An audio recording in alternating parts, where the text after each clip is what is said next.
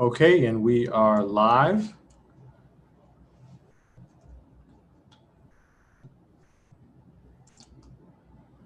Okay, there we go. Assalamu alaikum, everyone who's joining us via YouTube and later on in the question and answer portion of this conversation with Imam Earl Abdulmalik Mohammed. We want to welcome you and thank you for joining us on this Sunday afternoon. We just a little announcement with regard to how the format of the program will proceed today. We are having a little bit of a technical issue with our chat function inside of Zoom. So you won't be able to type your questions, but you will be able to ask them via video link to the Imam, and we will put your question to him that way. If you are watching us on YouTube, there is a YouTube chat, and you can drop your questions inside the YouTube chat if you would like to do that as well. We have a few announcements. The first announcement is that we will be having our 4th of July address in this coming July 3rd in Rochester, New York. The Imam will be giving a public address there in Rochester, New York as part of our 4th of July event. In August, we are planning another visit to Atlanta, Georgia. Details will be forthcoming. And of course, we have Muslim American Leadership Day, the second observance of this special day on October 30th in Newark, New Jersey. So we look forward to you all's participation. We plan to live stream some of these events. And of course, we look forward to the in-person attendance. Joining me today is a special co-host, Sister Farida Brown. This is her first time sort of participating in this kind of conversation we've had before with the Imam. So before we get started with some of our questions, I'll just turn it over to Sister Farida and allow her to briefly introduce herself to some of our viewers who may not be familiar. Assalamu alaikum. A'udhu billahi minash shaitanir rajim. Bismillahir rahmanir rahim. My name is Farida Abdul-Tawwab Brown. I am a product of the community and the people of Imam Deen Mohammed. I was born in 1975 to my parents who were students of Imam Muhammad and were members of the Nation of Islam under the Honorable Elijah Muhammad. I am the daughter of educators. I am a concerned educator myself, and my interest is in building community life within the tradition and the logic of Imam Deen Mohammed. I was grateful to find the classes, the Islamic studies classes that Imam Earl Abdulmalik Mohammed has begun to teach, and I have found a lot of enlightenment and a lot of reference that has resonated in my soul in terms of building up our community life. So I am pleased to join this conversation, and I am looking forward to this conversation today with you all.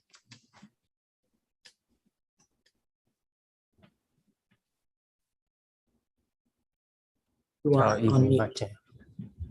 I can't hear. Oh, I'm sorry. I muted my microphone. I can hear him now. Okay.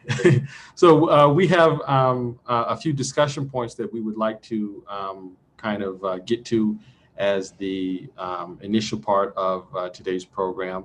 Obviously, there's quite a bit of news coverage going on today with regard to the recent mass shootings. And of course, you know, our thoughts and our prayers are with the families, the victims of the families of the victims, and those communities which have been impacted by these events.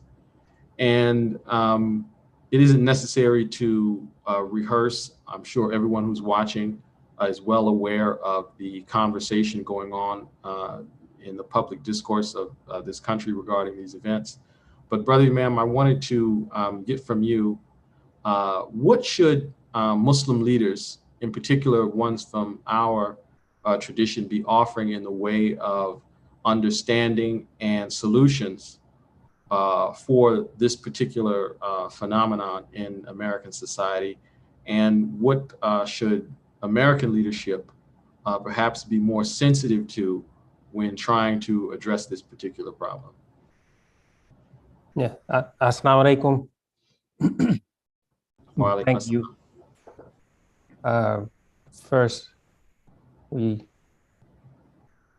thank Allah, we praise God for this opportunity, for this occasion. And we begin everything with recognition of Him and ask for His support and His guidance always.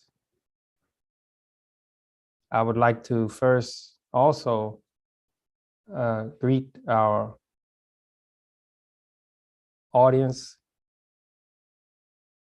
and express my appreciation to them and gratitude for their presence here on this occasion today. And also, I know Imam Ibrahim, we know each other very well, and we are now becoming acquainted and introduced to our sister Farida, who has joined us, and we are grateful for her presence and thankful for her influence among us. As I was saying to you as we were preparing, I'm looking at the background of where I'm sitting, and I'm looking at your background, and it looked like we need some help from her to have a nice background. She has a nice background in her frame. So I say that humorously, but I mean it also to say that the special awareness and influence of the female and their interests, how they are moved to address important matters, are an important part of leadership. And I appreciate her presence here and her influence among us, and all of the sisters who are in our association and find expression for these important matters through these sisters who are leaders among us, like Sister Farida. So we're thankful for them. So yes, I hesitate to advise the imams without them requesting counsel from me. They're sensitive and quickly offended. And so what I would say is to point to Muhammad, the prayers and the peace be on him, who is our leader for all times. And I would also invite them to pay attention to or make themselves aware of the teaching of Imam W. Deen Mohammed on such matters as you have asked me. Because in the years of his leadership, he addressed these conditions in the life of human beings, in the life of human society. So I would like to point to Muhammad, the Prophet, and to Imam W. Deen Mohammed, and of course, point to the guidance from God, which is our holy book, the Quran, which Allah sent down, revealed to Muhammad. The prayers and the peace be on him. So Prophet Muhammad, he said that the best of you is the one who is most useful to society. And he said it many times in many ways. But he said it in that language, clear, straight language, that the best person is the one who is of most benefit to people. And he also said that the standard of excellence is an obligation upon us, that excellence is an obligation upon us.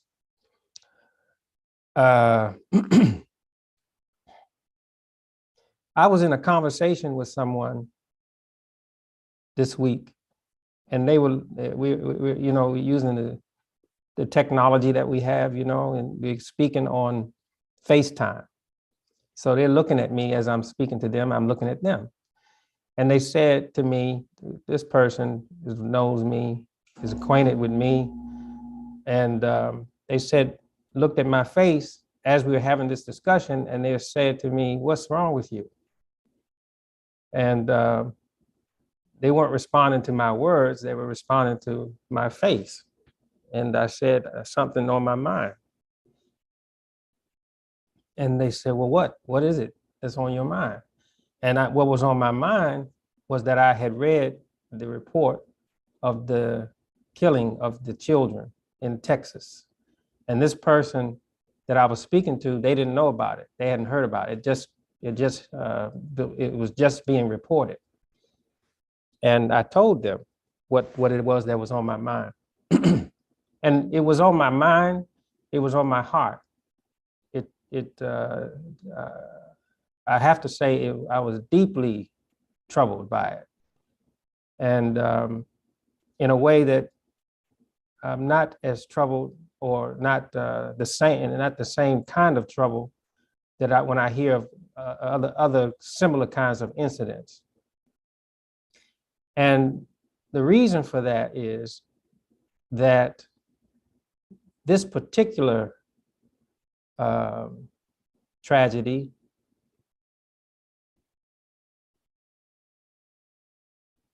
reflects in what we have or what we share as human beings fundamentally.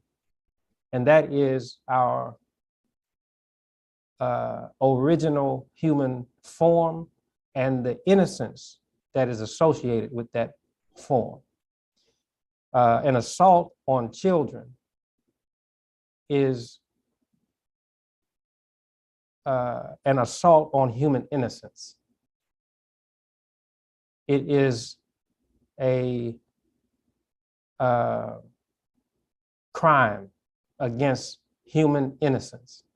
And this is for me, as I reflect upon the conditions that exist now in the United States of America, I am associating these behaviors in the context of a open assault on the fundamental human life. That is the fundamental human form, fundamental human purpose, fundamental human design, and fundamental human innocence. It is the human innocence that was targeted by the enemy of man. His complaint was that he was created of fire, and that the man was created from mud. And right away, he's identifying himself as of a superior creation and making an argument to build a strategy to weaken or to separate man from his form by questioning his form, by questioning his design, by questioning his origin, and thus questioning the role of his innocence. It is man's innocence that brings him eventually to guidance from God. Without that innocence, man will take on the behavior and attitude of the enemy and be arrogant and turn away from God's guidance. And this is the strategy of the enemy of man. So there's healing for us as long as we register in our hearts, in our souls, the crime against innocence. There's hope for us as a human society, and hope for us as Americans. But as I was watching the reports, and I don't listen to them continually. I'm not able to listen to them continually. I don't want to know all the details. I understand the problem. I don't want to know all the details. Because to know all the details further is a further assault on the innocence. As I was watching the report just to know how things were proceeding, I listened to the mayor of Houston, Texas, who his city was hosting a convention of the National Rifle Association.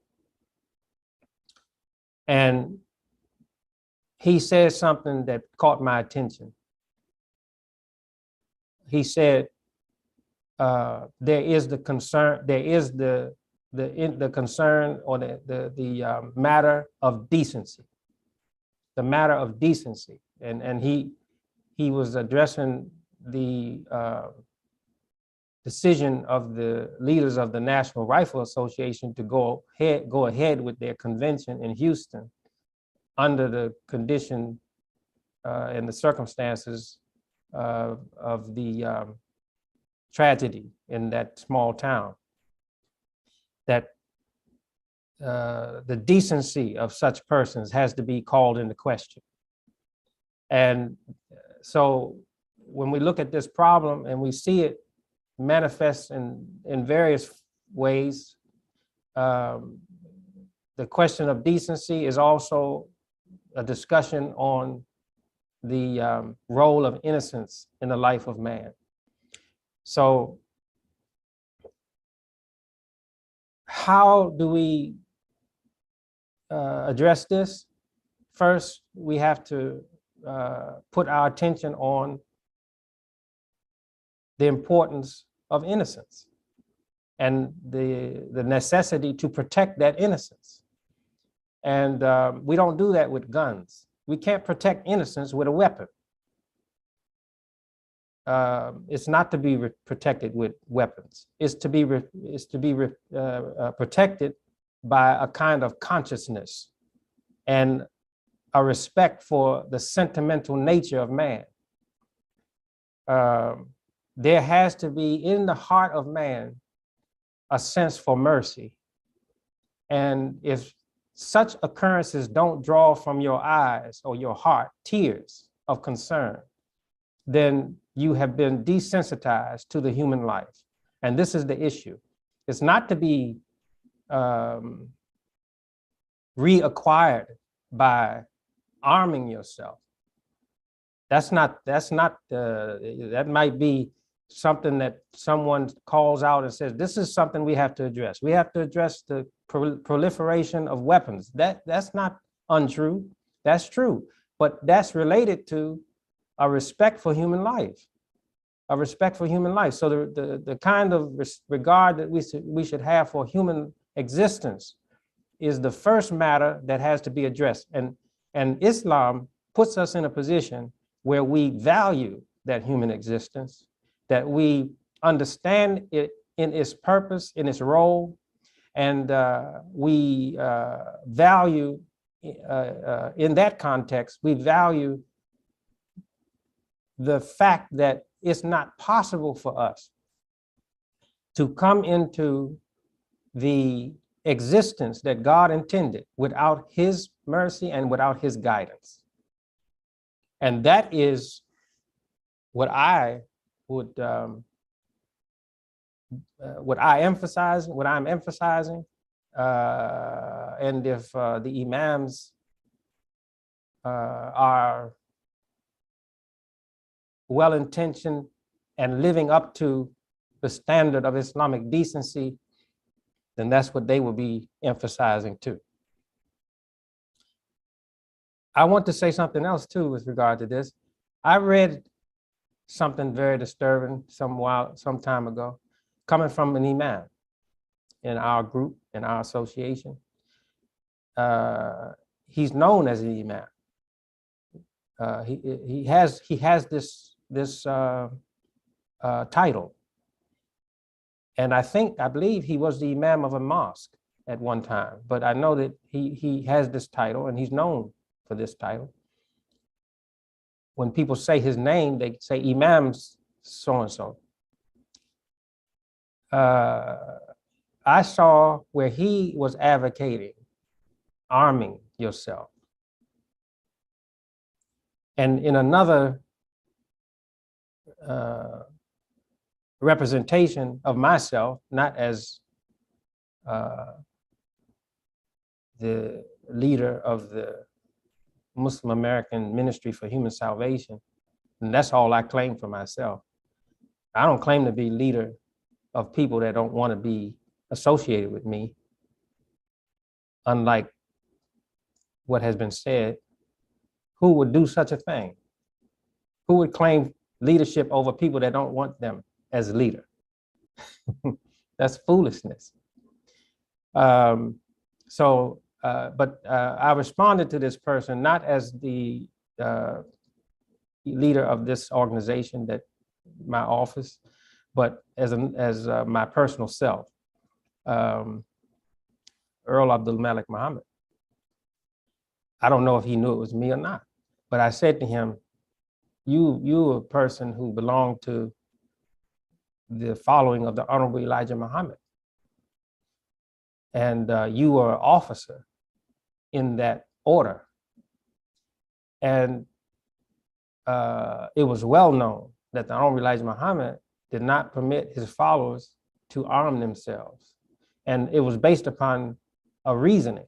It was based upon a reasoning, a public logic. And that public logic was that whatever enemy that the members of the Nation of Islam or the Temple of Islam were threatened with, that they would be protected by God himself.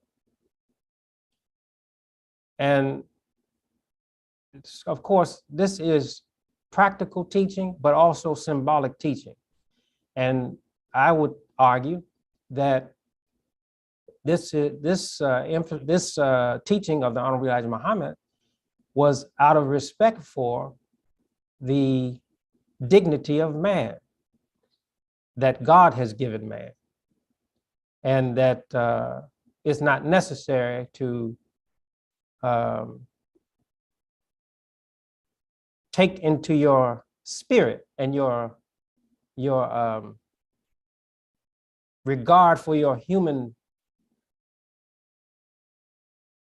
identity the need to have a physical weapon that will guarantee for you your human identity.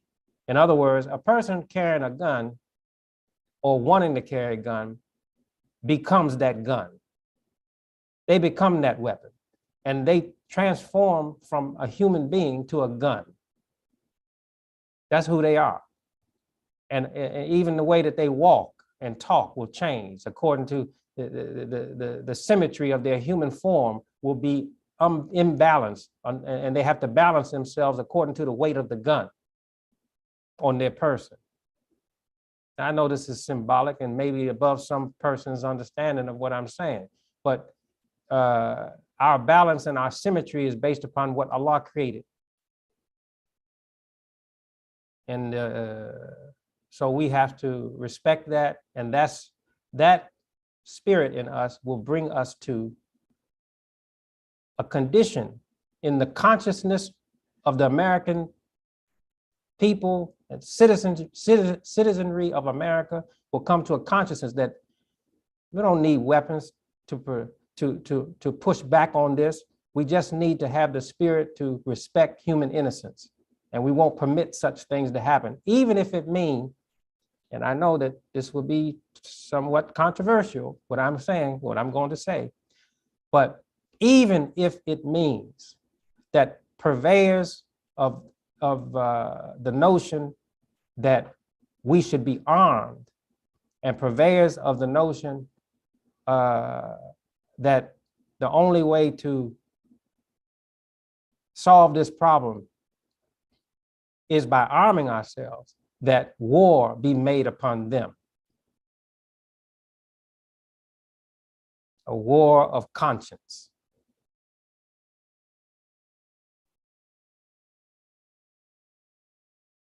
So what is important here is to put in focus the sanctity of the human individual. And it is manifest to us in the lives of children. And if we're not prepared to make the argument that innocence is to be regarded properly, above the argument that we should be armed, then that consciousness or that attitude must be made war against. And Muslims in this awareness lead that. And I'm happy to lead that. I believe that's why the officials of the United States Department of Justice permitted me to be released from prison early. They wanted my voice in the society. They knew what I represented. I represent Imam W, Deen Mohammed. So they wanted that voice again in the society. That reasoning, that logic, that connection, that emphasis.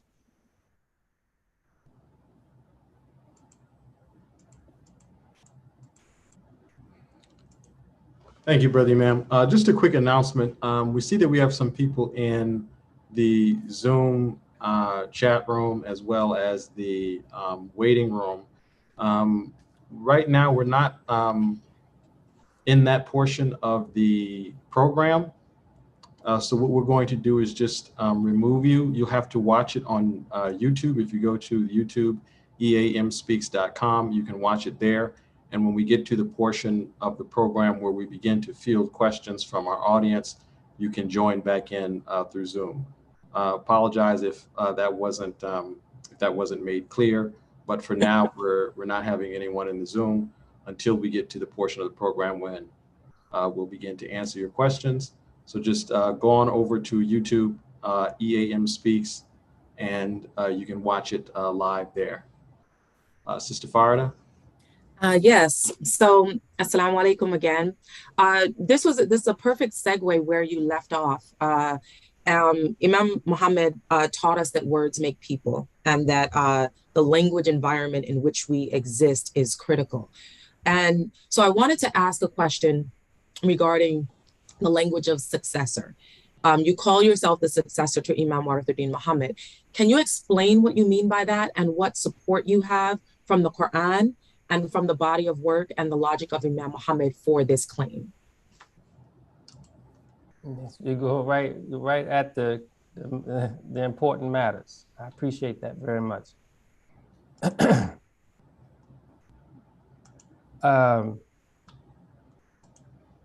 I didn't arrive at this conclusion all at once. I thought about this over a long period of time, years. And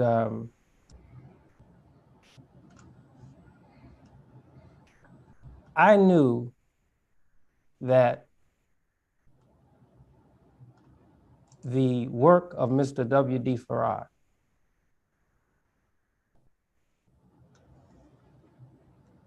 was intended to attract African-American people ultimately to the Holy Quran.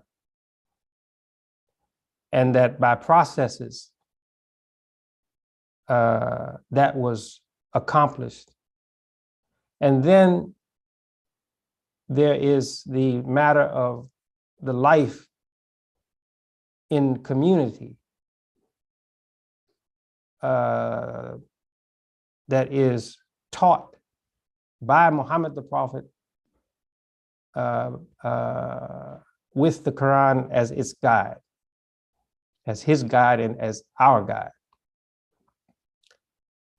And that also is a process. And I thought to myself, are we as a community identifying in this tradition, has that process been completed?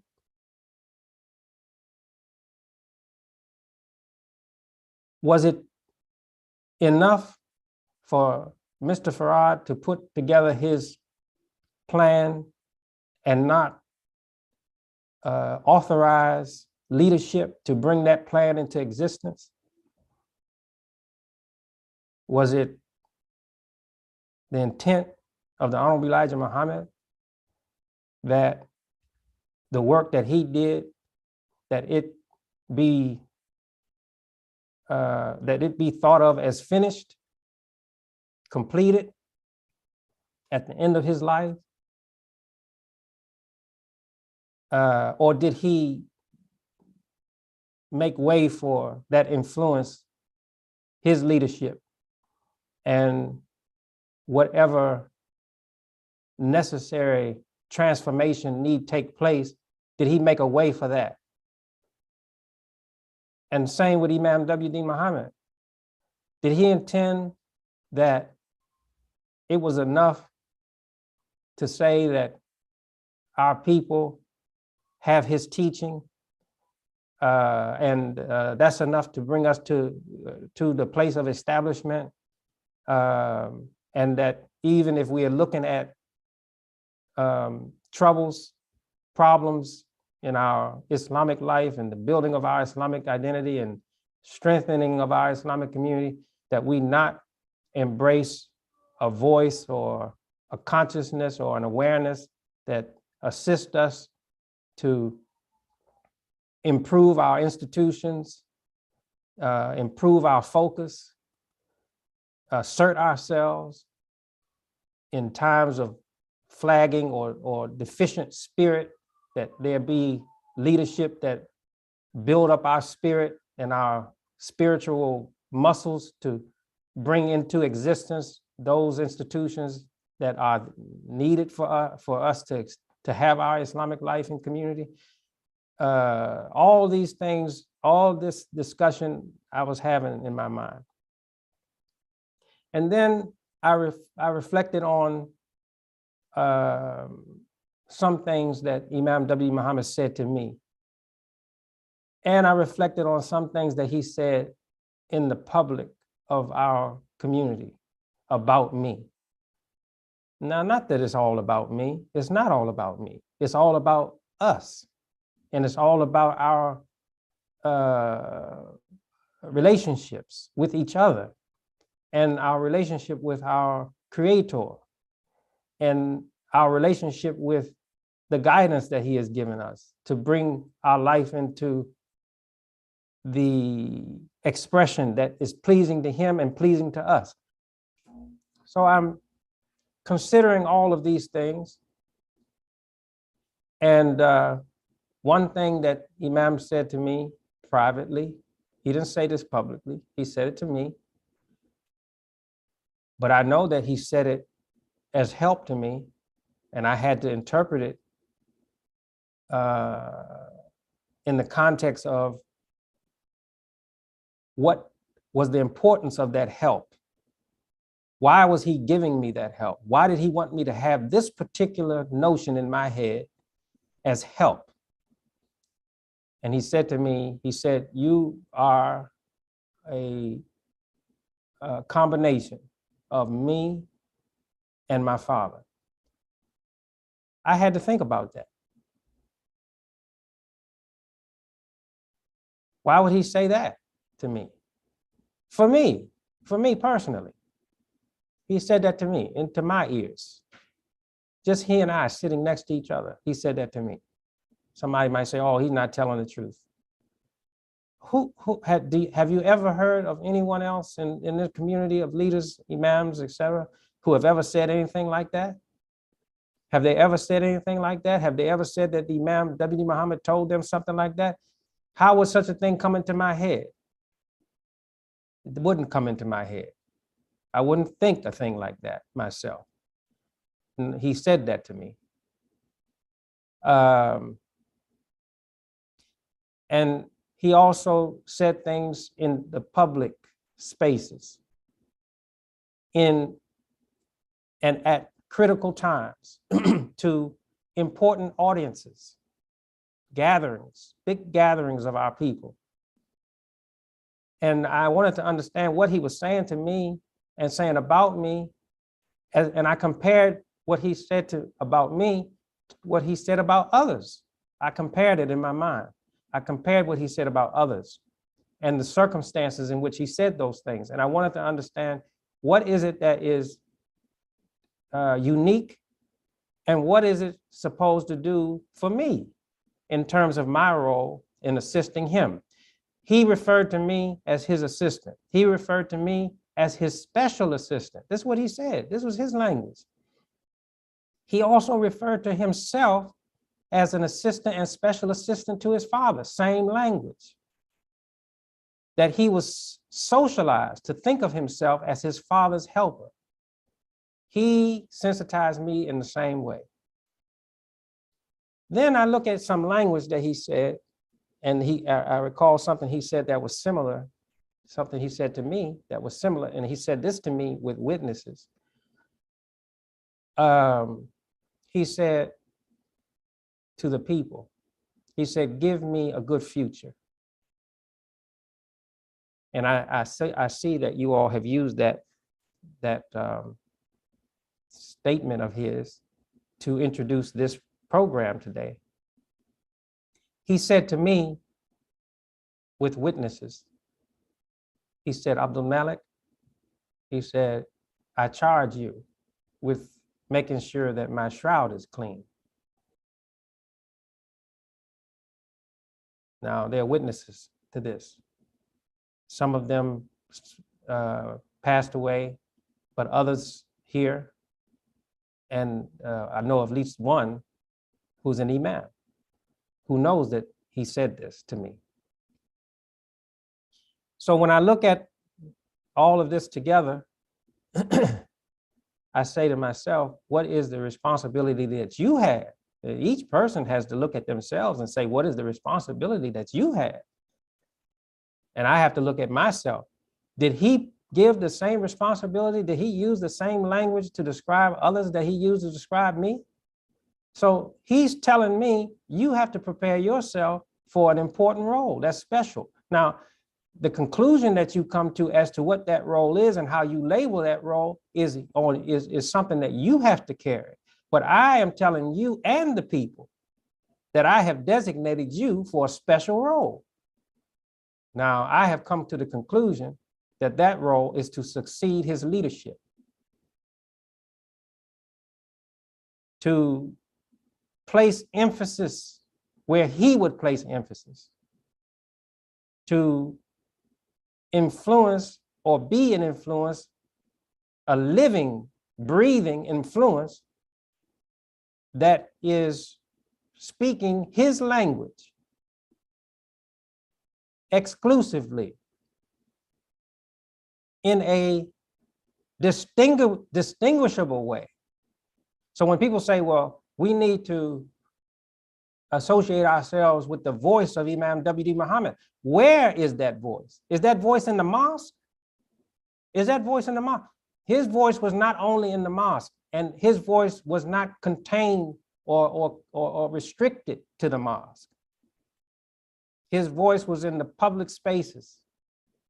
And I have not seen his voice in the public spaces more than I have seen it present, that is, in my opinion, a reaction to the work that we have done.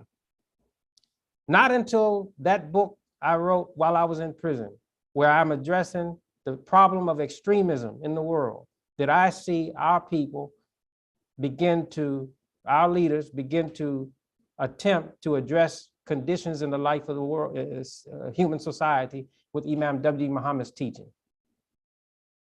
And now I see it more, it has increased, and some of it is very good, and I'm very appreciative for it. But there's also a movement to restrict it, and there's also a corruption in it. There's a defect in it.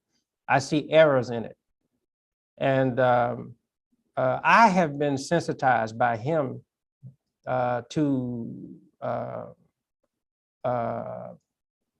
be aware and concerned about how his understanding and his teaching is applied. And I am sensitive to how the application of that teaching is not applied properly or not understood properly. For example, when persons say that Imam W. Muhammad said that leadership is local, and they've made this a refrain, and they've treated this as if it were a principle, but they don't give a clear explanation of the context of his comments. And they use the comments to make an argument against the rise of a leader that has in his or her focus the collective concern of the people. They use it as an argument against such persons. But while they are saying that this applies, and they use it now as a way to argue against my claim and my leadership, they don't apply the same reasoning to a person who's referring to the masjid in Washington, D.C. as now the national mosque. They don't use the same logic. They don't use that claim that leadership is local to address that condition, but they use it to address me. So I'm clear that what their interest is to prevent or to slow down, stop the influence on the life of the people that Imam W. Muhammad's teaching, vision, leadership lives. That is what they want to prevent the people from recognizing, that it's not buried, that it lives. And this is what he meant by give me a good future. He meant give my community a good future. And his community cannot have a good future except that there is leadership speaking in the terms that he defined, speaking with his reasoning into the ears of the American people, into the ears of leadership in world society, into the ears of international Muslim leadership. And that can't be done if you're afraid to step outside of the walls of the masjid. I don't see anyone else who has distinguished themselves for the work in the public spaces in the same way that I have. And I know that there are people who will take exception to me referring to myself in this way. I do care about what they say. I do care about their concern for that, but it doesn't stop me because I know that it is correct. We identify in the leadership of Muhammad the Prophet, and Prophet Muhammad authorized leadership after him. Now, the terminology that they used to describe themselves may have been faulty, but he showed public support for leadership after him. Whether or not his companions fully understood how that leadership should operate, that's a question. But over time, processes, struggle, man has come to a place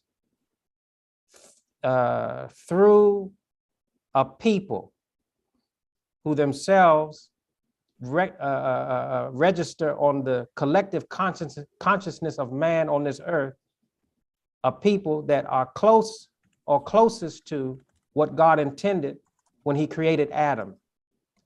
And if you look carefully at the history of the African-American people, you will expect that the expression of the nature of Adam will come from such people.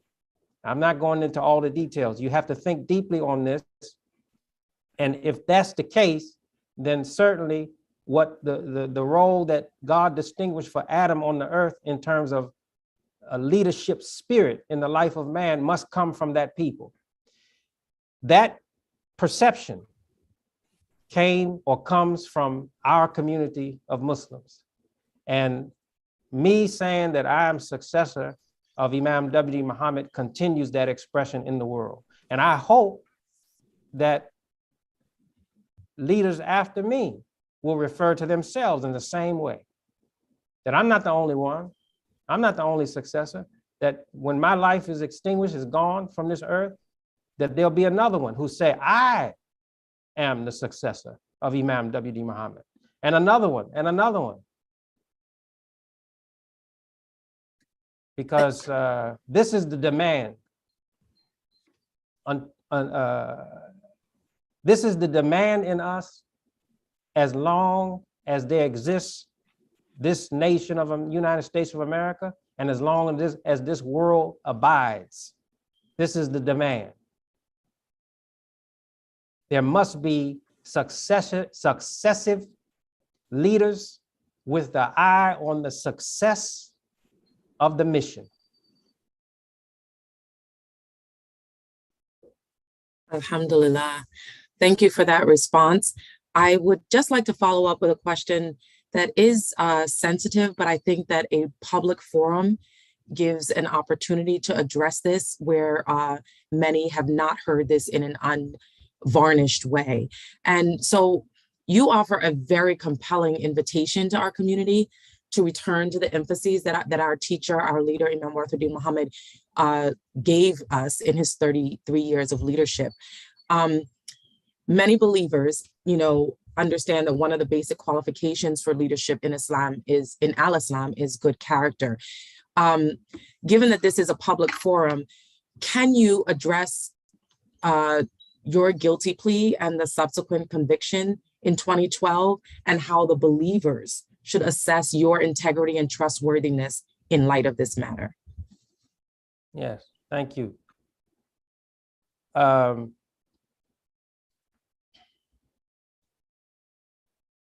The circumstances of my imprisonment, conviction and imprisonment were at the time unclear to me. And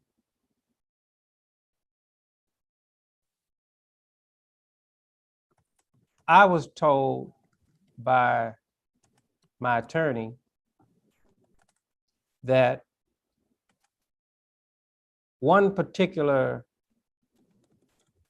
transaction in the business that I had would satisfy the argument of the prosecution that I was guilty of mail fraud. That was the charge, mail fraud. And what they said was that I had printed, my business had printed a shipping label for an order prior to actually shipping the order, which was true. But that wasn't unusual for my business at that time, the business that I was in. every time an order was taken, a label was printed. So technically, I was guilty of mail fraud every single time that I entered into a transaction in the technical sense. But this was the argument, and based upon the fact that there was no way around that argument, my attorney advised me to plead guilty to mail fraud.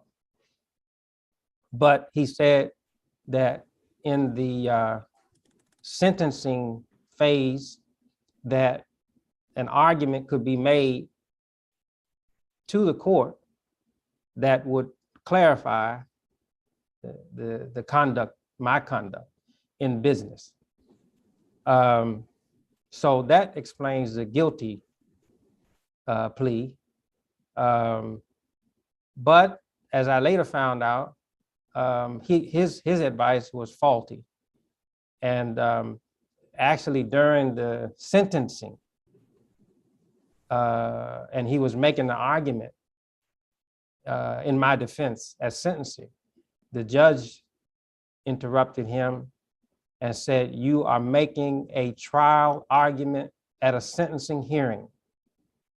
He said, "Does your client wish to change his plea?" This was you look at the transcript of the sentencing, you'll see that. And my attorney, he didn't consult me. He said no.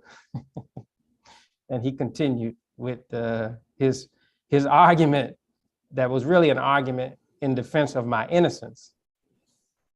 But the question is of my character. And it's an important question and necessary question.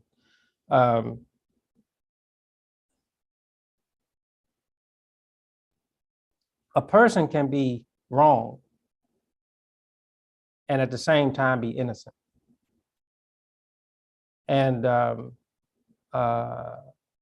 strict reading of the law says that I was committing a crime, going against the law.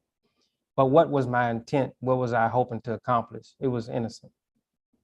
I was in a industry that wasn't friendly to African-American people, certainly not friendly to Muslims. But I found a niche in that industry through hard work, study, determination, and the interest to relieve the pressures of poverty on myself and my family. And I didn't conduct business in the same way that everyone in that industry conducted business because my interests were different. I wasn't interested in just building wealth for myself. I was interested in wealth so as to relieve the burden of poverty. I wasn't going to spend any more on myself than was necessary, but I also intended to make a contribution, and a significant contribution, should my business be successful, to the life of our community. That was always my intent. Even if I was in the background, I was going to make significant contribution. That was my plan. And the persons who knew something about my business, they knew that. They knew that about me.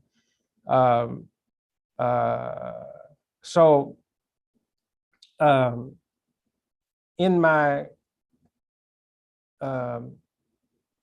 building the business, I came into contact with persons that I had to do business with, and they had a different character than mine. I knew that me being African-American and being the only one, literally the only African-American in that business, I later found that out, and certainly the only Muslim African-American. But I sensed that being an African-American, that might be some trouble for me in doing business with some other persons. And so I did as much as I could do to stay away from the limelight of the business. I conducted business by phone. I didn't have face-to-face meetings, and most of the time that wasn't necessary. But as business grew, it became necessary, and I accepted that. And so I visited with some customers, and the majority of them embraced me and liked the arrangements that we had, but there was one person who was a big client or customer of mine, that when I met this person, I could see that he was disturbed. He had thought that I was non-African-American, foreigner, immigrant, and by my name. He thought I was an immigrant. And when he met me face to face, he saw that that wasn't the case. And I saw that he was disturbed by that. I registered that on my conscience. And it turned out later that it was this person who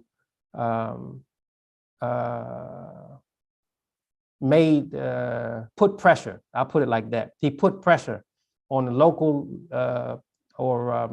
his congressperson to look into me and to look into my business and to look into me as a person. And his congressman did that by contacting the U.S. attorney in his area. And U.S. attorney in his area contacted U.S. attorney where I live, and they began to look at me. I didn't know all of this while it was going on. I knew all of this later. With the hope, this person's hope was to not have me in business anymore. But the implication became that somehow the business that I was in was putting resources at my disposal that could be used as a funding source for extremism or the support of terrorists. And this was under the surface of the pursuit of me. It wasn't on the face of everything. It was under the surface. This was moving under the surface. And the prosecutor that they assigned to my case was a prosecutor that was known to prosecute primarily terrorism cases in the federal courts and the Fourth Circuit, Alexandria, Virginia. So that particular prosecutor was assigned to my case, and the judge that my case came before was a judge that is also associated with terrorism cases. So the hidden spirit or hand in all of this is to make the argument that somehow my activity as a business person should be considered or should be looked at carefully as a possible source of funding for terrorism in the United States of America.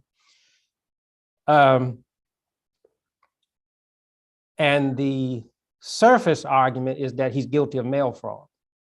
So in order to bring all this matter as a credible charge before the court, they needed also the support of members of our community. And they solicited that. They solicited members of our community. I could name them because they named them to me later. So this never was a question of my character as a businessman. It wasn't a question of my character as a human being. This was a question of this person is associated with the leadership of the Islamic community in America. Let us do something to create difficulty. Let us do something to influence the direction of this group. And at the same time, we can satisfy many different negative developments, negative interests. We can satisfy many of these, and we can feed negativity into the life of these people. So I'm giving you a kind of a bird's eye view of the situation. Questions about my character as a person, as an individual, surfaced even before this problem. all the years that I was Imam W Muhammad's assistant, I was accused of many things, accused of stealing money, accused of pursuing clandestine or illicit relationships with women.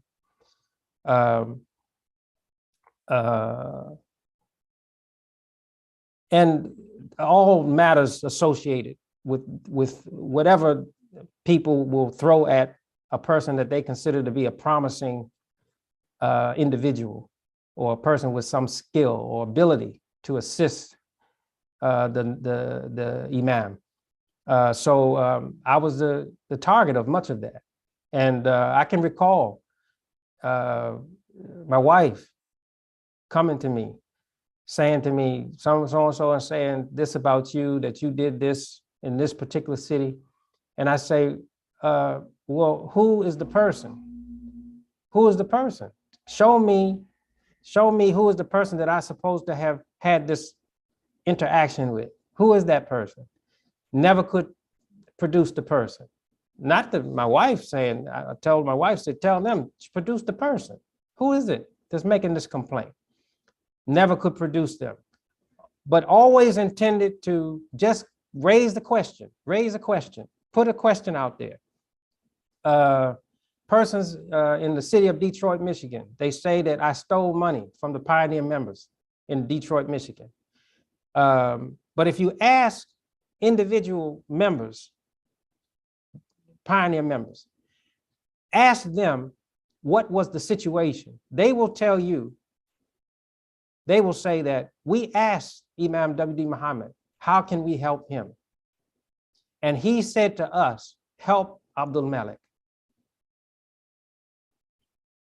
When I was released from prison, within days of being released, I felt all the time an obligation to give money back to people that felt that I had taken their money from them because they had fallen into or under the influence of people that said that I was a criminal. So I said to myself, while I was in prison and I knew that my release was imminent, I said, let me, one of the first things that I do when I'm released, let me reach out to someone that I know has contact with these people in Detroit. I asked a sister who had identified herself with us, and I'm sure she's listening to us today because she's very loyal to my leadership. And she believes she is fulfilling her obligation to Imam W. Muhammad by supporting my leadership. And she's very open and she's very clear in her support of me. I'm not going to say her name, but she's in Detroit. She lives in Detroit. I asked her, and she will be a witness and tell you that this is true. I asked her to reach out to this individual that I knew was associated with the Pioneer members who may have an issue with me. I said to her, please call this person and ask him, is it okay for me to call him? Because I would like to satisfy whatever debt the members in Detroit believe I owe them, without any discussion. If they say that they believe in their heart that I owe them, then I don't want to dispute with them at all. Whatever that is, I will make arrangements so we can pay that. She called this person. Person agreed, gave her his phone number. She gave me the phone number. I called this person every day for weeks, left messages. The person never answered the phone and never returned my message, never returned call. So I said to myself, what am I to do under these circumstances? Because if I push it further and insist, then that will look, be interpreted negatively. I said, so I thought, not excusing myself from any debt that someone believes that I owe, but I'll wait until someone comes to me and says to me, Abdulmalik, this is the person that you should speak to. And I have made it known that I'm available for that, not just through this sister in Detroit, but through others as well. So it appears to me that the claim against my character is also a part of the strategy to prevent us from having expression. And even when the United States government came back to me indirectly through my attorney and said to me, you should not have done 1 day in prison. 1 day in prison. This is a kind of absolving of the problem on their part. But the thing that's even more important to me is what you mentioned is the question of my character before my own people. And looks like to me that those that have made the charge are not willing to permit me to answer them. They don't want me to answer them. And lastly, I would say this, that I don't believe,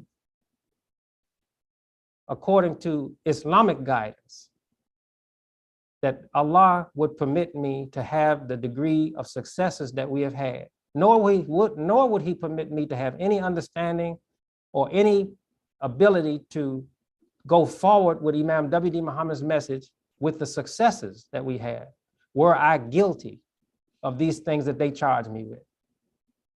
He would not permit, Allah, highly glorified and praised is he would not permit that a person who has such stains on their character be have the ability to conduct our affairs in the way that I have done it. That is what Allah says in the Quran, that he does not guide the sinful, that he does not guide the rebels or the rebellious or the shameful. So Sister Farida, I appreciate I know it's not easy for you to ask me the question like that, and I appreciate your courage in asking me and allowing me the opportunity to respond. I can't hear her. Oh, I said thank you. Thank you Yes. very much for your thorough response to that question. Thank you. so we'll begin to field questions from our listening audience. If you're watching on YouTube, you can join us on Zoom. Please make sure that you don't have any excessive background noise. If you have your YouTube going, make sure to mute it so that we don't run into any feedback issues. You can join the Zoom meeting by logging into your Zoom account, and our meeting ID is 880-2101-2335. Again, that's 880-2101-2335. Join the Zoom. If you have questions, we'll begin to field some of those questions as we move into the later part of our program. Brother Imam, you have introduced the term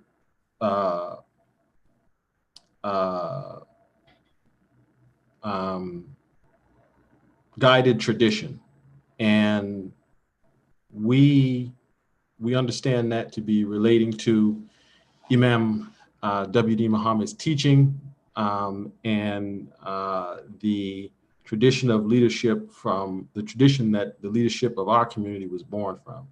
How are we in these times to, how can we better understand or recognize those things which are organic to that tradition, as opposed to those things which may be a foreign interjection?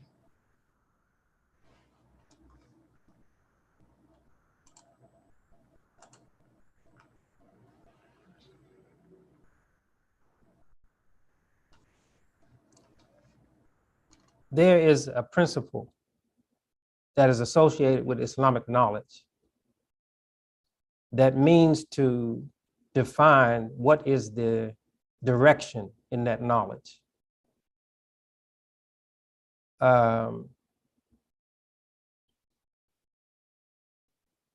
There was a companion of Prophet Muhammad, and I don't want to use the terminology, because the terminology can be, for people who have a damaged ego, can be a trap.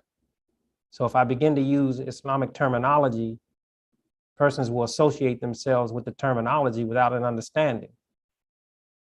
And part of that is because their ego is damaged to the point where they don't want to accept responsibility to advance their life. So they turn that responsibility over to other people. And other people have more command of the terminology than they do.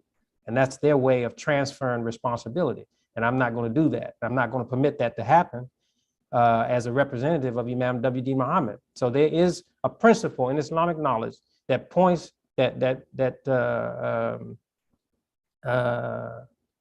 exists as a mechanism to point at what direction that knowledge should be applied. And there was a companion of the Prophet that displayed a sensitivity for this, and the Prophet put his arms around this person, and he said that I pray for you that you become a leader in this interest.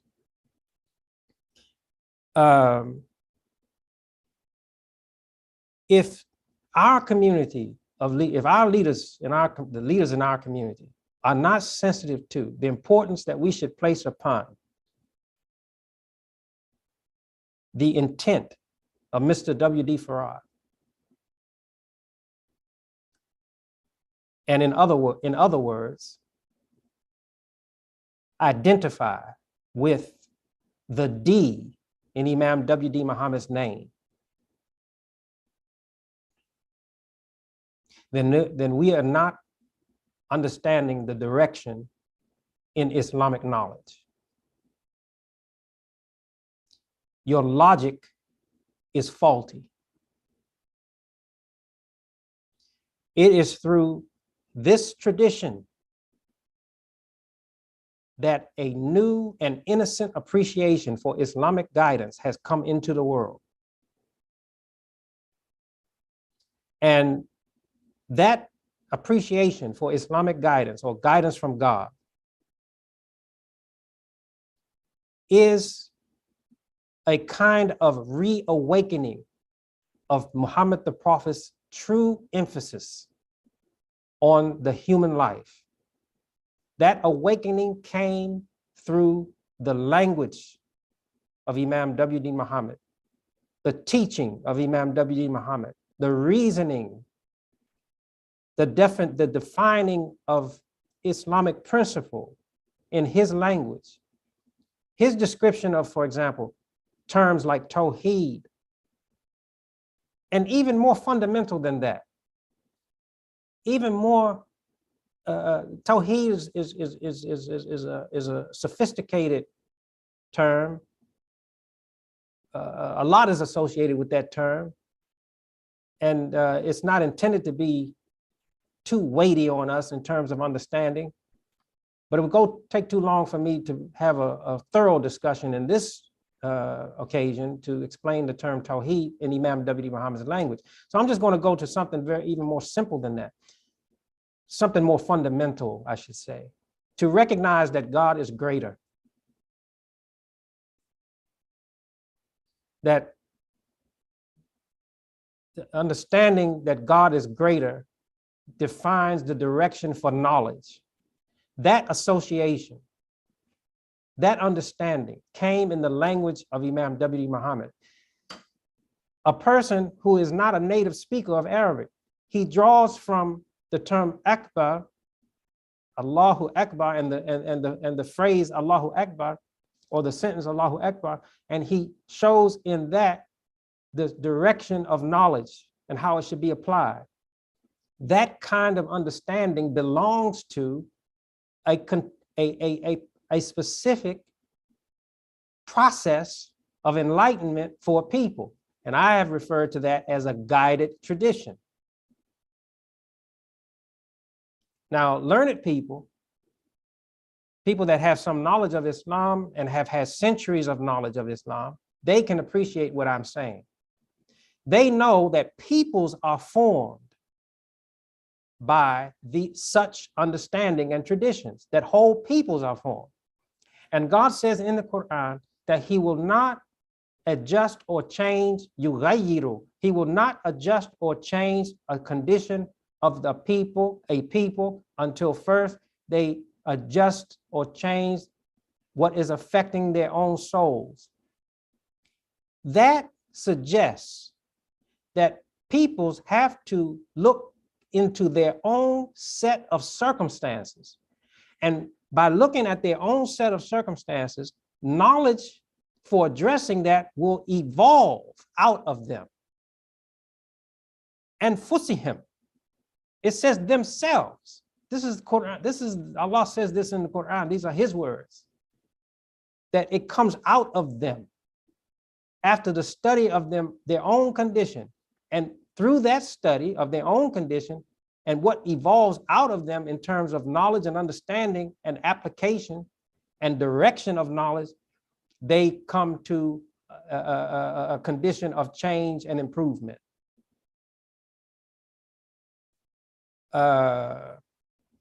This is what I mean by guided tradition. And this guided tradition is not to be seen as, it can't be seen in conflict with the tradition of Muhammad the Prophet. It is the tradition of Muhammad the Prophet, but it is enlightened according to what has evolved in the soul of the African American people, that existing traditions of Islamic knowledge could not address and was not sensitive to. If it was sensitive to it, then it would have dawned in the mind of Muslim leaders during the time that our people were enslaved to shame America, but that didn't happen. So their knowledge of Islam did not include an appreciation for what was taking place on the American continent to us. And it took one who was in the secret kind of spaces of Islamic knowledge to bring a strategy so that our people would look at their own condition, their own selves, and from that process, leadership and understanding and the direction and knowledge for applying universal principles of freedom, justice, and equality to the life of the African American people would eventually bring them to God's guidance in the Quran. And this is the tradition. Now, let me just say this, and I'm just going to say this as matter-of-factly as possible. What I've just explained, if there was an imam in our association that would explain this as I have, do you think that I would be referring to myself as a successor of Imam W. Mohammed? I would be embracing that person. My arms would be around them, and every skill and every ability and every energy that I had would be devoted to support of that person or persons. So when I make this statement that I am his successor, I'm saying it with knowledge. I'm not just, it's not some insane egomania or delusion. It's based upon understanding. And some of it was given to me directly from him, but it took struggle for me to appreciate it fully. And some of it was based upon the general influences that he left for all of us. And I had to arrive at a conclusion about what all these things mean in the proper context.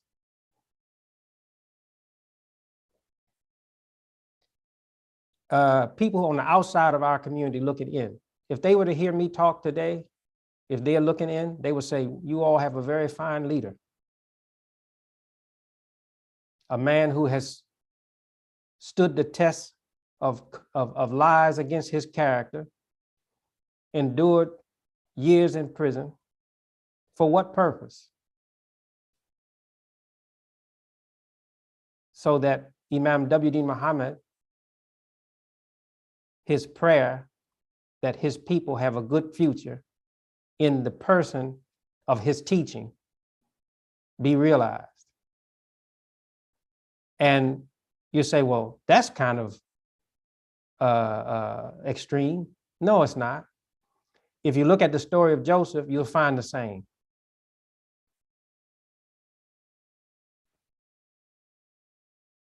And that doesn't just apply to Joseph. It applies to the brother of Joseph that was closest to him. Do you know he was charged with the same thing? You think the charge of me and my character is not the charge of the character of our people? It's a charge on the character of our whole group. Our whole group has been shamed. Our entire community has been shamed by its leaders who have not accepted to recognize how they have deviated. So in the story of Joseph, says that the brothers, they were willing to turn over the other brother to Joseph because he stole just like his brother stole. This is what Allah says in the Quran.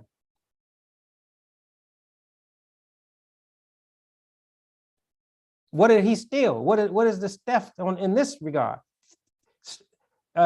Stealing, the charge is, what they charged the brother of Joseph with is really their charge. It's their own guilt transferred onto an innocent person. And the guilt that they have is that instead of building up their own life with the traditions of knowledge that support that life, they have traded their dignity to others to be responsible for the establishment of institutions that serve their life. And we see this in every city. Every city. You think you're fooling intelligent people, that you living up to the outstanding and dignified leadership of Imam W. Muhammad, and you don't have not one credible Islamic educational institution? No, you're shaming us. So well, we have a school, we have a school, we have an effort. Is that so?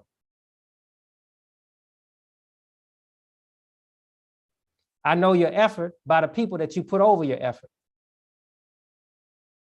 And if the people that you put over your effort are just people to occupy space and really don't have the ability or the talent or the skill or the knowledge or the experience to bring that into fruition, that lets me know how much attention you're giving to that effort.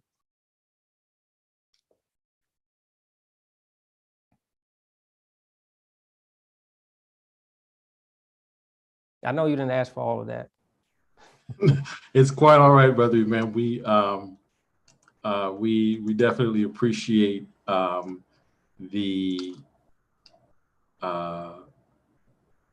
your extensive answers. You know, we're here to learn and to understand better, and we definitely appreciate all that you've offered in the way of that. So, I don't want to. With all respect to Sister Farida and understanding, I know, like I said, it wasn't easy for her to ask me that question, but I don't want to be asked that question anymore. That's why I'm taking the time to answer it. Once it's been answered, it's settled. Well, we definitely. Somebody else asking to say, well, you all say, well, Imam Abdulmalik answered that. What are you asking that again for? You expecting something different? Don't ask that question anymore. I'm not talking to you all. I'm talking to them. Why you keep asking about successor? He explained that. You got an issue with the explanation? Then say that. What part of the explanation you got an issue with? So if you can't identify what you have a problem with in the explanation, then really what's your problem? So that most of the time will shut people up. They'll disappear. They won't have anything else to say because the issue has silenced. They have been silenced. So thank you. That's why I'm saying I thank you for the time to answer these questions, and I thank you for the courage of asking them. Yes, sir. So at this point, we'll begin to let those of you that are in the waiting room inside of Zoom to come in. We'll let you in one by one to ask the Imam your question. Please, we have a limited amount of time, so please be as concise as possible. We don't have time for a speech or anything like that, but please come in and ask your question as directly as possible so that the Imam can answer it and we can afford time to others who may have a question or a comment. I also too want to just briefly, the Imam mentioned the book, the first book that he wrote, Islam, Civic Virtue, Democracy, Civic Virtue, and Islam, the Muslim American Jihad Against Extremism. I have this one here. It is available through El Amin Priority Distributors. Our brother Terenzo El Amin, who created that company, sells this book. It's also available on Amazon.com, and he has the Bilalian clothing line as well. There's also another book that the Imam wrote on Nature and Nations, the Muslim American Message for Humanity in the Day of Religion, and El Amin Priority Distributors has that book as well. So we encourage you, if you have not had a chance to read these books, to go ahead and visit elaminprioritydistributors.com, purchase your copy today. Sister Farida, did you have something else? No, just I wanted to let you all know that I had some questions coming in from people who were having technical difficulties. So, I have them here to ask as well from the audience. Go ahead. Okay, so the first question, it's actually two. I'm just going to read them together, inshallah. And it's from Dr. Fatima Fanusi. And her question is, she says, Assalamu alaikum, Imam Earl Abdulmalik and panel. Thank you for the panel today. What format should leadership of our community take at the national, regional, and local levels? I am especially thinking of ISNA, ICNA, as well as large Protestant denominations that have demonstrated longevity and success as religious bodies in America. I'm thinking of national boards with elected presidents, vice presidents, and so forth. We do need a format that will allow us to be relevant to all Muslims in America and to all Americans. Currently, we have relevance within our immediate spheres, but we are losing relevance as a national entity, primarily due to our lack of organizational platforms or bodies, and due to the weakness of those bodies where they do exist. And the second question is just, what is your vision for prioritizing the dissemination of Imam Deen Mohammed's written corpus? Imam Deen Mohammed did create WDM Ministry Publications, and he did appoint his son as the owner of it. So how does your vision address or work with WDM Publications to advance dissemination of Imam Deen Mohammed's corpus of knowledge publications to the public?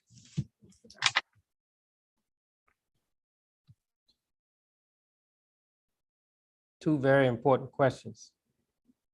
First of all, these organizations, they have ebbs and flows.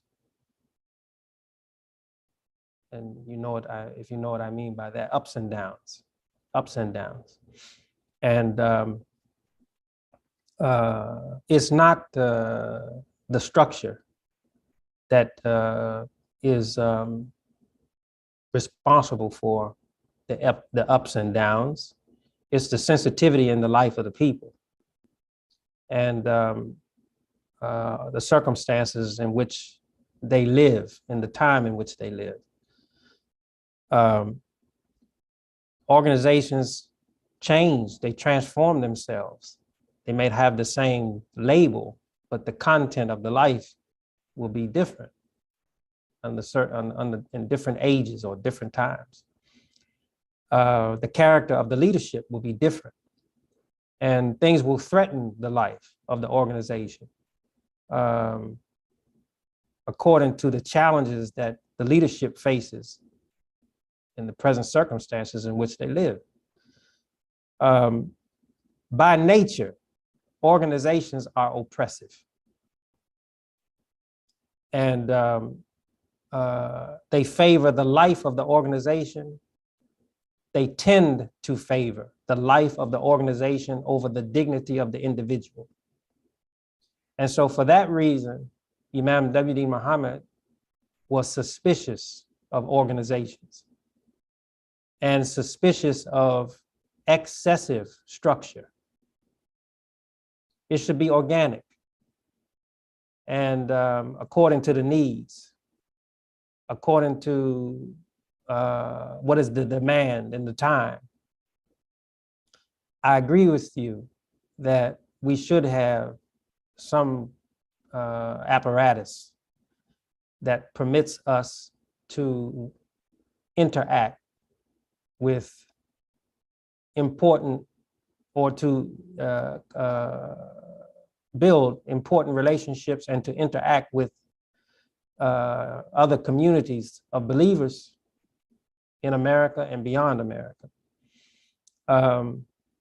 But the reason why, in my mind, the reason why we don't have such a thing now is because the degree of sincerity, decency in the life of our leaders is diminished. I am hurt to say such a thing, but it's true.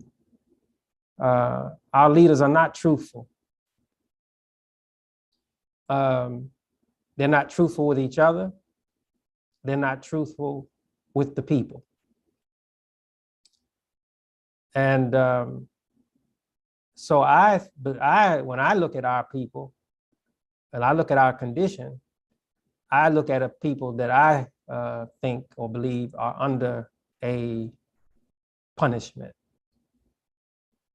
And those who are sensitive to that condition, that we are indeed under a punishment, that those who are sensitive to that and know what is required of a soul to relieve themselves of such punishment, that they will support leadership that will address that properly. The spirit of repentance and asking Allah for forgiveness and guidance, that spirit has to prevail in order for our life to be restored. And as that sensitivity matriculates through us as a people, we will become healthier. And leaders like you, Sister Farida, will emerge. I was telling Imam Ibrahim, I said, and someone else I said this too. I said, Sister Farida is a sign. She's a sign of us. She's a sign that the best life and the best consciousness of our people is alive and is well, but it needs to have opportunities. It needs to have pathways to express itself. And those pathways and opportunities have been blocked by a punished people. So I'm hoping that our people will turn on to what is necessary to relieve ourselves of this burden. And you will find that conversation and discussion and even debate, healthy debate, will start to emerge. And it will be reported on, rather than the Muslim Journal reporting on its fundraiser every week. It'll be reporting on the productive life and interests of our people, and that will be on the front page. And when we start to see that again, we'll know that the burden is being lifted and these concerns that you raise are being discussed in a healthy way. That's my understanding and hope. With regard to the dissemination of the body of knowledge of Imam W. Deen Mohammed, I don't accept that Imam W. Deen Mohammed intended that WDM publications be held responsible for the preservation of that knowledge. The preservation of that knowledge is in the hands of every decent believer. When we discuss Imam W. Deen Mohammed's teaching amongst ourselves, we don't need, or it's not necessary for us to consult WDM publications for those discussions.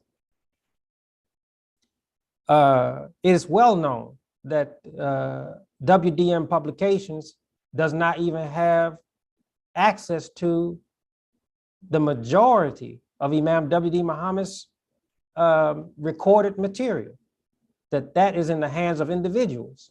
And those individuals have determined where they should put their trust based on the activity of WDM publications.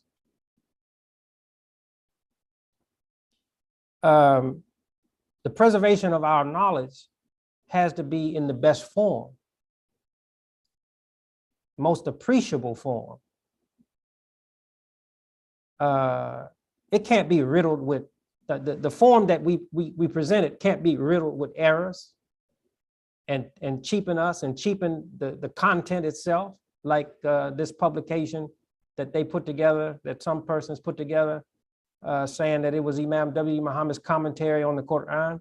Commentary on the Quran, commentary on the guidance of God, commentary on the word of God. Imam W. Deen Mohammed's commentary on the word of God. And they put it in a form that if I received it in the mail, they mailed it yesterday and I received it today. By the time I open the package, the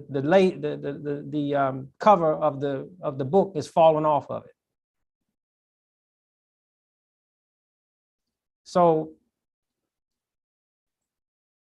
the charge for the responsibility to make certain that Imam W. Deen Mohammed's works are preserved should be in the hands of people that value it for more than just financial returns. They must love it. They must love it for its purity. And they must be prepared to defend it with their own life. In the hands of such people, it will be preserved properly for its intended purposes.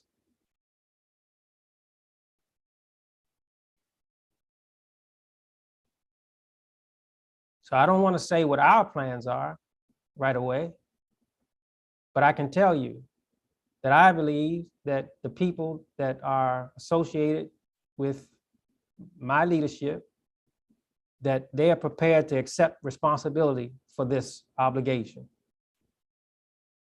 And I hope, I'm hoping, and it's my sincere hope that there will be a situation where we can work together with the officials of WDM publications. I have reached out to them on more than one occasion, both formal,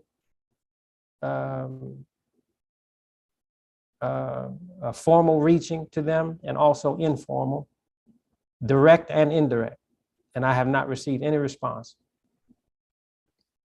which tells me that they're not respecting our interests. And that's short-sighted.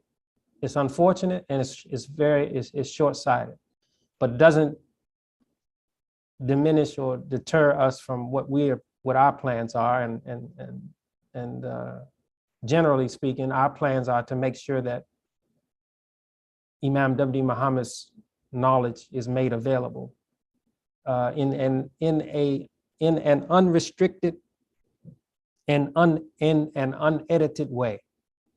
We're working for that, and inshallah, it will manifest very soon, and you'll see it, and you'll have access to it, as will all people.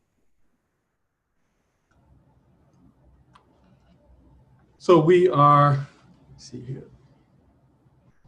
We are going to begin with some of the people that are in the waiting room who have questions, Brother Imam, and you should be able to see them on your screen. Sister Iman Rashida, you have a question? We're connecting your audio and your video.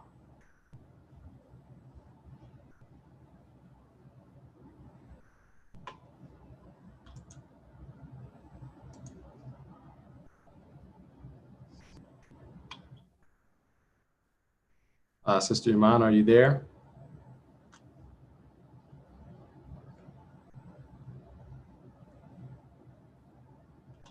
Okay, we're having a little trouble with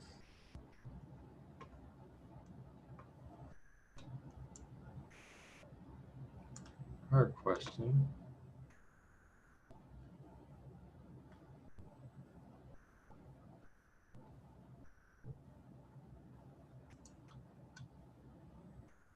Sister Rashida Salim, are you there? Do you have a question or comment?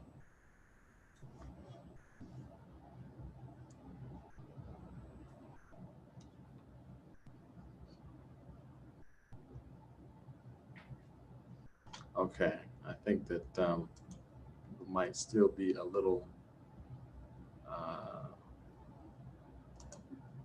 not sure about exactly how we're running the program. Again, if you're in the Zoom, the Zoom is for those who have questions or comments.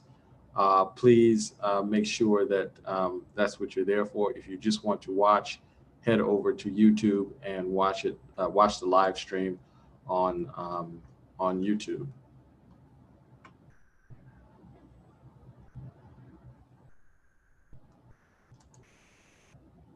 Okay, I believe this is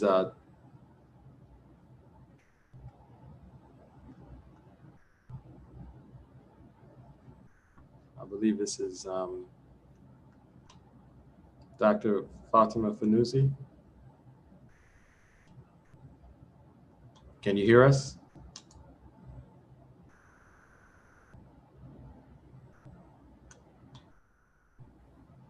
She's muted. Yes, I'm unmuting her microphone. She has to unmute it on her end as well.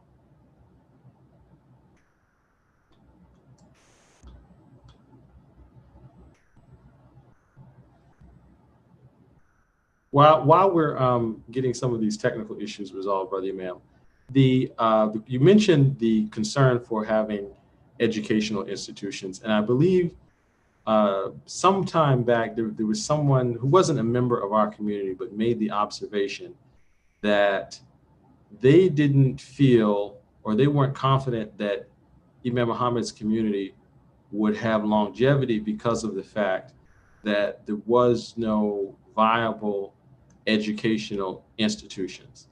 In my own experience and memory of the community, it seemed at one point that that effort was more robust, it was more productive. Obviously, we did not reach all of the things that we perhaps wanted to, but there seemed to be a greater spirit for it. Why has that, which is such an obvious need that we have to have, why has the spirit for it diminished so much, not just in the years since Imam Muhammad's passing, but even before his passing, it seemed like the spirit for quality educational institutions was waning?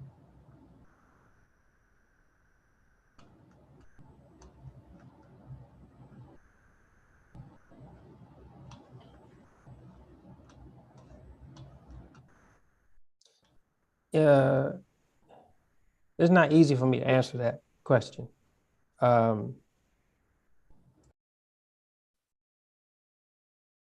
I know of people in some major cities with significant following. And they have established themselves in their commitment to the education of our children. They have a kind of determination in them, a special characteristic in them of determination for educating our children properly in the correct spirit of Islamic education, in the correct helping our children in what should be their relationship with the creation that Allah has made, and their relationship with themselves, with their fellow man, with God, in the form of an institution and a philosophy of education. I know people who are devoted to this.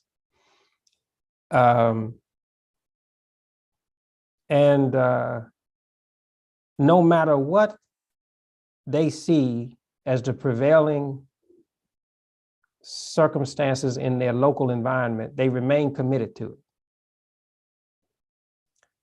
If the local leaders, local mosques won't support the school, then they'll have a school of their own.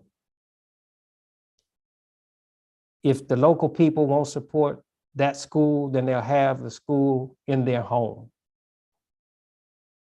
Nothing that of external circumstances prevents them. That kind of person needs support. And if me expressing the fact that I'm aware of them and desiring to give them support with the hand of a person like Sister Farida, for example, or the hand of my daughters. I have two daughters well, three, but two of them are active in the classrooms. With the hand of my daughters who have this spirit and determination in them. And it was inspired in them by their mothers. And their mothers are also in the classrooms. Such people first are deserving of our recognition as a necessary expression to be respected in the soul of our people. In other words, they are representatives of the soul of our people by their determinations. And it doesn't make any difference to them what is the political environment that surrounds them. They're going to be continuous and diligent and all the time working on the problem. All the time working on the problem. Eventually, all that activity that is unseen, that is beneath the surface, that is just stirring inside the seed will burst forth. What is required of us? To feed it, to give the environment, to secure the environment, to give it the proper water and nutrients and sunshine and et cetera. That's what we have to do for it. And it will take on its life. And I don't need to interfere with it. What's in it? It will grow. All I need to do is protect that environment, work for the protection of that environment, and respect what is in that entity. That by itself, if I'm just treating that entity as normal or as ordinary or regular or something to just be discarded, then I have missed and not appreciated what is the solution to the problem. So if I'm looking at the thing and say, hey, this is something of great value, let me make sure that it's treated properly so that it will grow into its intended life. That's my job. I'm no expert in education. I'm not a PhD in any discipline. But I recognize that we have experts among us. So I humble myself to them and their skill and ability. But I recognize my role, that they won't have expression except that I am successful as leader, so that the pathways will be open. To clear the way of all the refuse. And what I mean, I'm not speaking of human souls. When I speak of refuse, I'm speaking of the retardation. I'm speaking of plaque, you know, on the life. Forces that are in the way. That's what I'm speaking of. We need to get rid of that so that the life can breathe. Leadership is to be sensitive to this, to be sensitive to it. And I am. So I accept the responsibility to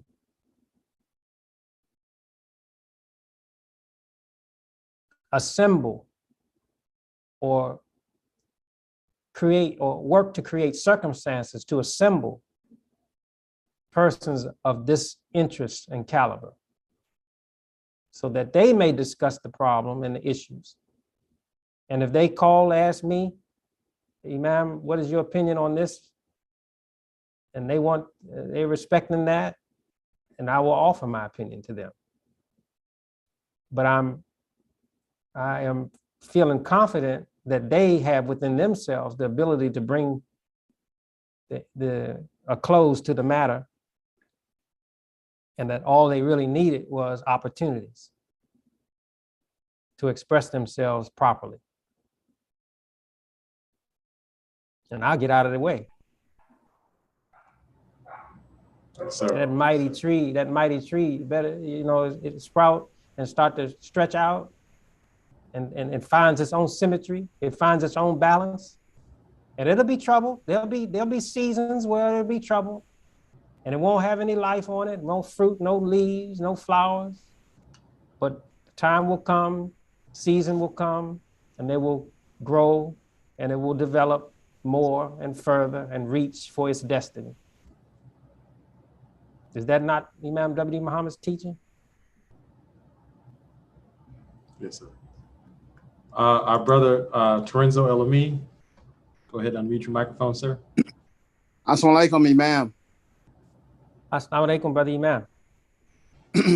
First, I wanted to make a comment.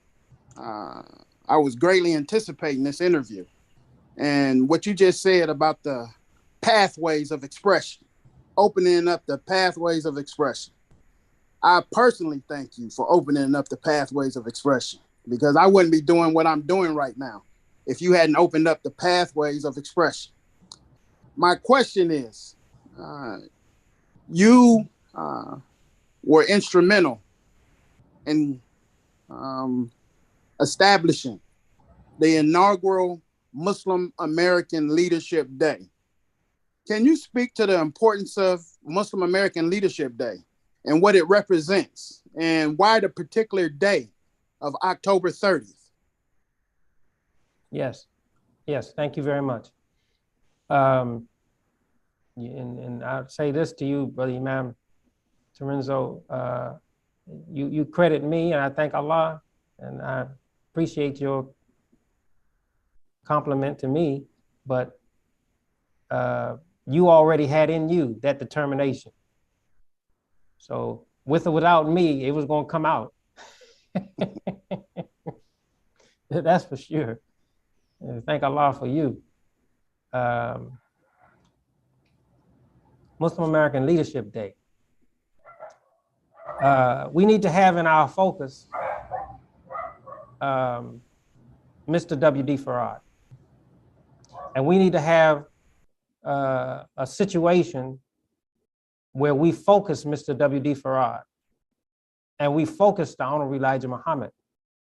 And we focused Imam W. Deen Mohammed as a progression in the spirit of our people, spirit of determination to realize for ourselves the full human existence, full human life that God intended for man on this earth, that came as a special type of influence, safeguarded our life in spite of the abuses in America, safeguarded our life so that we might realize life as God intended. That tradition must be acknowledged, it must be preserved. And when we pay tribute to it annually on the birthday of Imam W. Deen Mohammed, we're saying that in his birthday, we were born again. That our whole people were born again.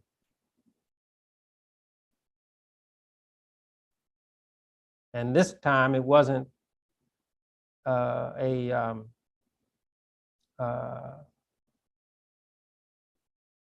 altered,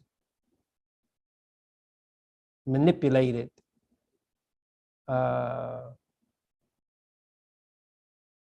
delivery. It was organic and natural. We came into our own thinking and our own perceptions. And those perceptions and that thinking was accurate. And it was so clear that it assisted the whole life of man on the earth to correct its thinking on what is a human being and what is human potential and what is truth and what is myth. All that's in our tradition.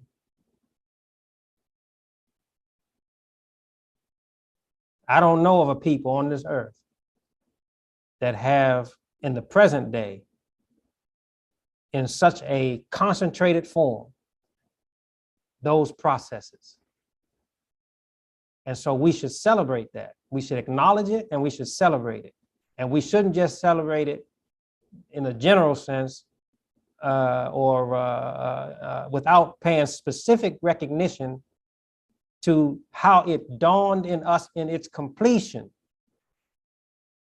It was in part form with Mr. Farad. It was in part form with the Honorable Elijah Muhammad, but it came to its fruition, its completion in Imam W. Deen Mohammed. So we should acknowledge that. We should celebrate it, we should embrace it, we should acknowledge it. It should be a part of our spirit as a people. And I know why the majority don't accept it, they don't accept it, because Abdulmalik said it. But it would have been the successor of Imam W. Deen Mohammed to be the one to point to it. If they had the sensitivity that I had, they would be doing it and would expect all of us to join them. But because they want to deny his succession and deny me, they don't want to acknowledge what they know is good for them, which tells you that they're under a punishment.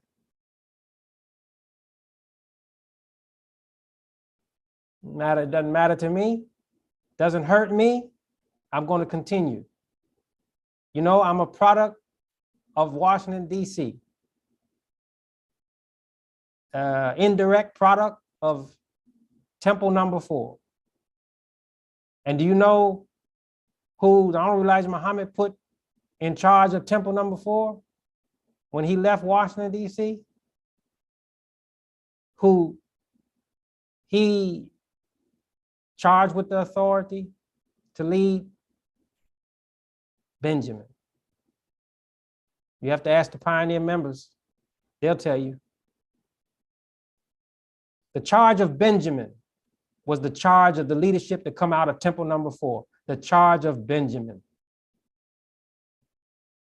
So who should the successor of Imam W. Deen Mohammed be? People calling that masjid the National Mosque or permitting it to be called that. Say, what are you talking about? He says Nation's Mosque. No, I saw recently where it was described as the National Mosque and he did not correct it, which lets me know that that's where they want to go with it. Which lets me know that they are intentionally presenting influences into our life that don't belong. Oh, he shouldn't be saying, he shouldn't be talking about, why is he spending so much time talking about that? They have not been given the responsibility that I have been given. My responsibility is to look at the condition of our people in the eyes or with the vision of Imam W. Deen Mohammed and act upon that in the way that he would. Not irregardless of their complaints or disapproval of me.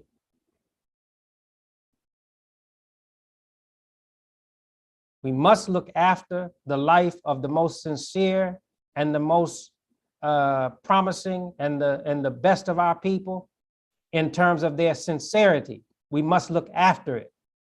We must regard it properly because that is the life of our people. We can't look at the corruption of our people and pay more attention to the corruption or pay more attention to the corrupt people and attend to their complaints and disapproval more than we pay attention to the purity and innocence of our people. The purity and innocence of our people is symbolized in the personage of Benjamin in the story of Joseph. So it was the charge of the one that come out of temple number 4 that would be succeeding Imam W. Deen Mohammed's leadership and continuing in this tradition to be specially sensitive to Benjamin's needs. I know this is symbolic talk, but the learned ones among us, the sensitive ones, they know what I'm talking about.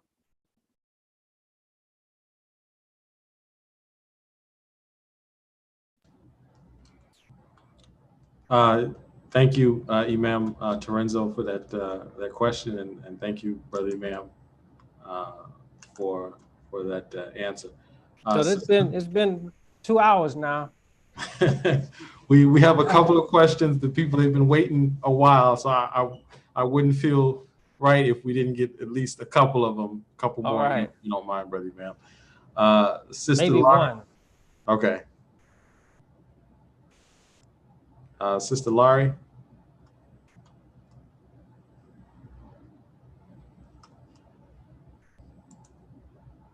Yeah, you have to open your microphone and your video. Okay, she might be having trouble. I have a question. I have a question, a general one. Yes, where are all the ones that disapproved, that had the opportunity to come and ask me directly? Where are they? I can provide an answer. You don't have to answer. You don't have to answer. It's rhetorical. Yes. 1,000 complaints, 1,000 accusations. I say, here I am. No show.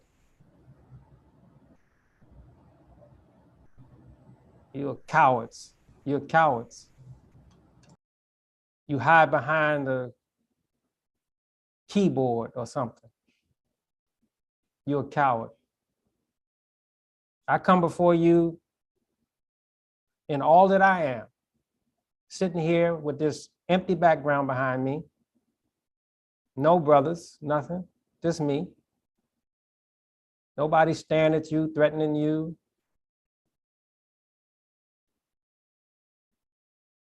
Threatening to knock you down if you approach me in the wrong spirit. Nothing like that. And you don't even respect yourself and your own concern enough to bring it as a charge against me in the public space with me being present to answer you. So what am I to think of your charge? It's garbage. That's what I think of it.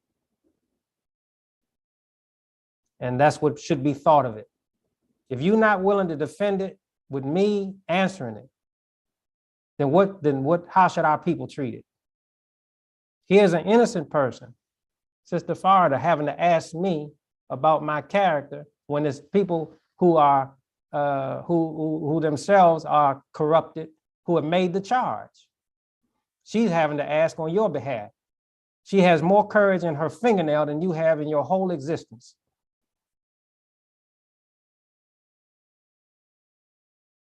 So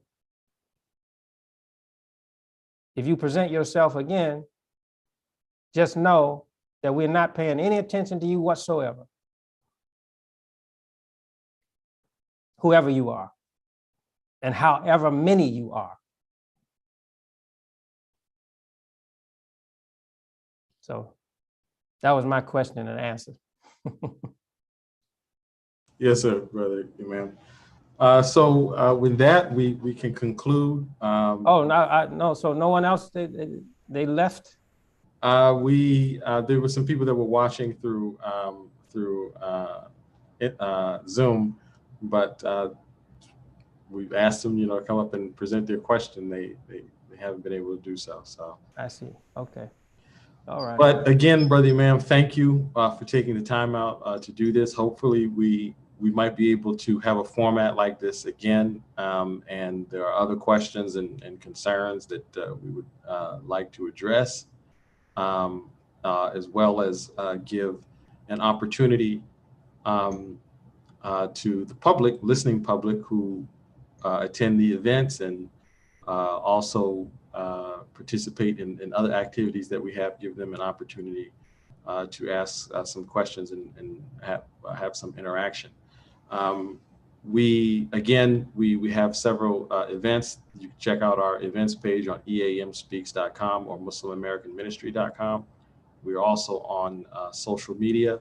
Again, I want to encourage you, if you have not, to get the two books by Imam Earl Abdulmalik Mohammed, available at Elamine Priority Distributors.com.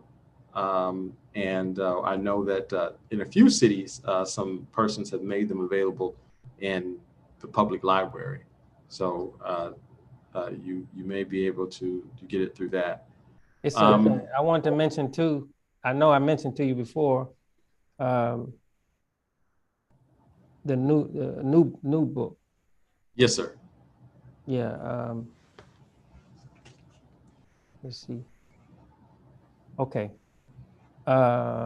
Relief from the Burden: Islam and the Spiritual and Social Movement Protecting Humanity in Troubled Times. And when will that be due out? Maybe within the next 60 days, 2 months. So we definitely look forward to that as well. We also have the Islamic Studies class that Imam Abdulmalik Mohammed teaches. It's free to join. There's no cost. All you need is Zoom. It's taught not every other Sunday, but every Sunday at 9 a.m. Eastern Standard Time. We started off, I think we had maybe, 10 people. It's now grown to close to 40 students, and it is continuing to grow.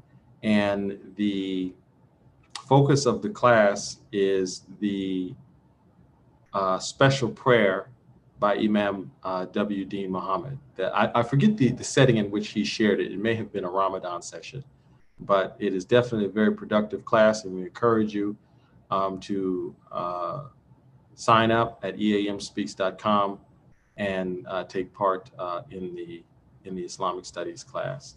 And as we move forward, we plan to make portions of those class sessions more available through YouTube and other platforms that we have.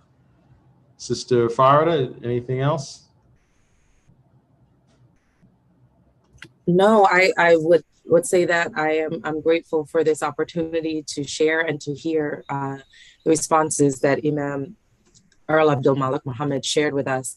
And I am excited about the fruit of not only this conversation, but what is what we're being reminded of, and that is the focus on the community life, the youth, securing Imam Muhammad's guided tradition, and building our community life based on that. So the enthusiasm exists, and I'm just interested in moving rapidly along those pathways to establishing the good life and the good future.